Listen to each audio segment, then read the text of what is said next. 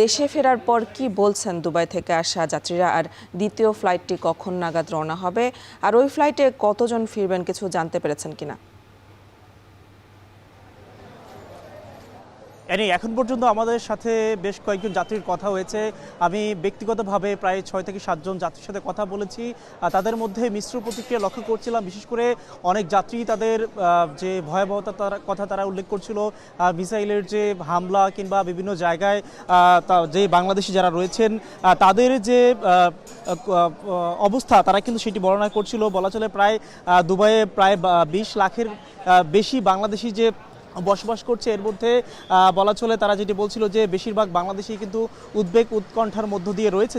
যদিও দুবাই সরকারের পক্ষ থেকে যে বিষয়টি বলা হয়েছিল প্রায় 97% বেশি মিসাইল তারা কিন্তু অর্থাৎ এটি নিচে আসার আগেই এটিকে প্রতিহত করা হচ্ছে। যদিও এরপরও যেই শতাংশটি অর্থাৎ 3% নিচে এসে আঘাত হানছে, সেক্ষেত্রে তারা কিন্তু উদ্বেগের কথা বলছিল। আমরা যাত্রীদের সাথে কথা বলছিলাম, বেশ কয়েকজন যাত্রী আমাদের সাথে ব্যক্তিগতভাবে তারা কিছু ভিডিও শেয়ার করছিল। সেখানে আমরা দেখেছি বেশ কিছু ভয়াবহতার বিষয় তাদের একেবারে বাসার খুব কাছেই সেটি হয়েছে। এবং একই সাথে আপনি আরও একটি বিষয় যেমনটি বলছিলেন, ইউএস বাংলার যে আজকের বিশেষ ফ্লাইট যেটি বলা চলে 1 ঘন্টা আগে শাহজালাল আন্তর্জাতিক বিমানবন্দরে অবতরণ করেছে, আরও একটি ফ্লাইট মূলত আজকে রাতের মধ্যভাগে সেটি যাওয়ার কথা রয়েছে। এবং পরবর্তীতে কতজন যাত্রী নিয়ে আসতে পারে সেটি কিন্তু ইউএস বাংলার পক্ষ থেকে এখন পর্যন্ত জানানো হয়নি। যদিও কিছুক্ষণ আগেই অর্থাৎ 1 ঘন্টা আগে যে ফ্লাইটটি এসেছে সেখানে আমরা যেমনটি জানতে পেরেছি বিমান বাংলাদেশ এয়ারলাইন্সের 28 জন ক্রু সহ মোট 189 জন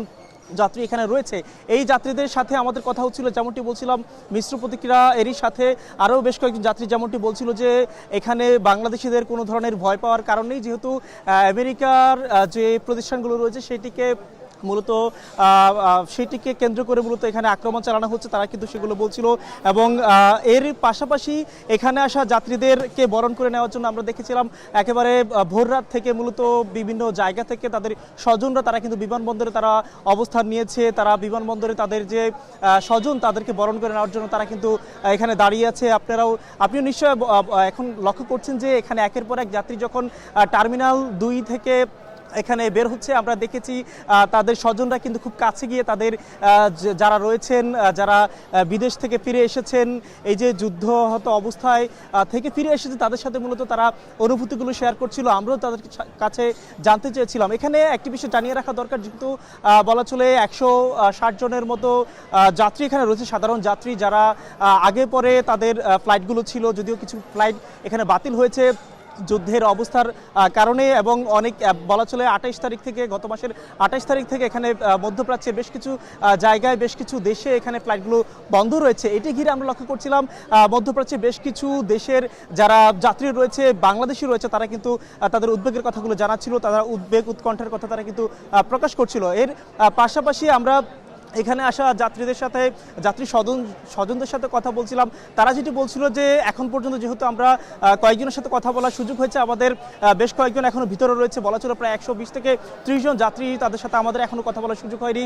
তারা ভিতরে অবস্থান করছে, তাদেরকে বরণ করে নেওয়ার জন্য কিংবা তাদেরকে নেওয়ার জন্য মূলত এখানে তাদের স্বজনরাও এসেছে। আমরা তাদের সাথে কথা বলছিলাম। সার্বিকভাবে বলা চলে এখন পর্যন্ত বিমানবন্দরে আমরা কিছু যাত্রীর সাথে কথা বলতে পেরেছি, এবং বাকি যারা আছে তাদের সাথে কথা বলার পর মূলত আমরা বিস্তারিত জানাতে পারবো।